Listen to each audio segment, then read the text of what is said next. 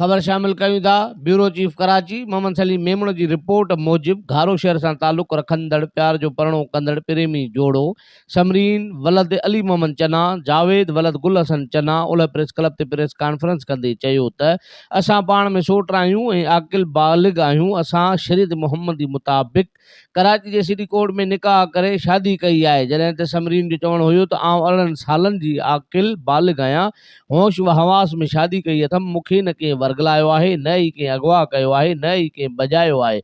मूं पंहिंजे सोट जावेद चना सां शादी कई आहे। उन ते मुंहिंजे पीउ अली मोहम्मद चना ऐं मुंहिंजो चाचो सोहरो अली गुल चना ऐं अल्ताफ़ चना, मोहम्मद खान खासकेली अली गुल चना ऐं लालू चना घारो पुलिस खे ॻरी रक़म ॾेई मुंहिंजे मुड़ुस जावेद चना खे कूड़नि केसनि में फासाए माराइण चाहिनि था। जॾहिं त सिटी कोर्ट तरफ़ां घारो पुलिस खे पिणु हिदायत कई वई आहे त प्रेमी जोड़े खे तहफ़ुज़ ॾिनो वञे ऐं थाणे ते निकाहनामे ऐं तहफ़ुज़ जो लेटर पिणु पहुतल आहे। पुलिस असांखे तहफ़ुज़ ॾियण बदिरां असांजे माइटनि खां ॻरी रक़म वठी असांखे माराइण चाहे थी। प्रेमी जोड़े वधीक प्रेस कॉन्फ्रेंस कंदे चयो त मुंहिंजो नालो समरीन आहे ऐं मां पंहिंजी राज़ ख़ुशी सां निकाह कयो आहे ऐं असीं धारे जा रहंदड़ आहियूं ऐं हीअ मुंहिंजो कज़न आहे, न ई धारियूं आहे।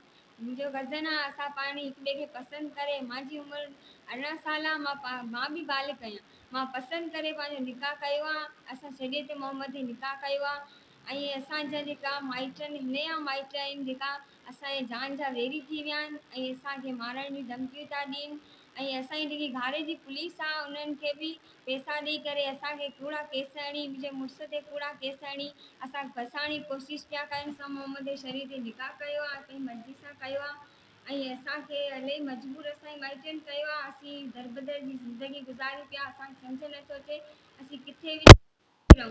बार बार असीं दर दर ठोकरियूं खायूं पिया। असांजी पुलिस जेकी आहे घारे जी, उन असांजे कागज़ात जेका आहिनि से असांजे लेटर फाड़े छॾिया आहिनि ऐं असांजे माइटनि खां पैसा वठी करे, रिश्वत वठी करे पाण खे असांजी जान जे पोयां पई आहे। अल्ताफ़ चना, रुस्तम चना, मोहम्मद खासकेली ऐं अली मोहम्मद चना, गुलहसन चना, इन्हनि मां असांखे ख़तरो आहे। अली गुल चना, इन्हनि मां असांखे ख़तरो आहे। अगरि कुझु बि थियो त घारे जी पुलिस ज़िम्मेदार आहे। घारे जी पुलिस बि नथी छला नथी मञे। असां शीशन कोर्ट जा जेका निकाय लेटर मोकिलिया आहिनि उहे बि फाड़े छॾियो आहे ऐं जेके अगरि कुझु बि थियो असांखे त घारे जी पुलिस ज़िम्मेदार आहे। असांजे माइटनि सां गुज़ारिश आहे, असांजा माइट फ़ैसिलो कनि और असांखे पंहिंजो कनि और पुलिस सां बि इहा बि घारे जेकी पुलिस आहे उन सां बि गुज़ारिश आहे असांजा माण्हू न खणनि। पहिरीं बि मुंहिंजो भाउ खऊं, वरी छॾे ॾिनो, वरी बि पैसनि जे दम ते वरी बि पुलिस माण्हू खणे। छोकिरी जा जो पे आहे उन मां ख़तरो आहे, मुंहिंजो पे आहे, छोकिरी जो चाचो आहे अल्ताफ़ चना, रुस्तम चना आहे, गुल चना आहे, उन्हनि मां सभिनि मां ख़तरो आहे। छोकिरी जो पे मां बि ख़तरो आहे, मुंहिंजे पे मां बि ख़तरो आहे। बाक़ी धारे जा जेका शैतान उन जे चवण ते न लॻनि। असां पंहिंजे राज़ा ख़ुशिया निकाह कयो आहे, शादी कई आहे, छोकिरी बि राज़ी आहे, आउं बि राज़ी आहियां। असां ॿई बाल कयूं। असां छोकिरी जा माइट मूंते केस कूड़ो लिखाऊं, घारे जी पुलिस खे कूड़ो केस मूं ते लिखाऊं, अगवा करे वियो आहे। मां अगवा न कई आहे।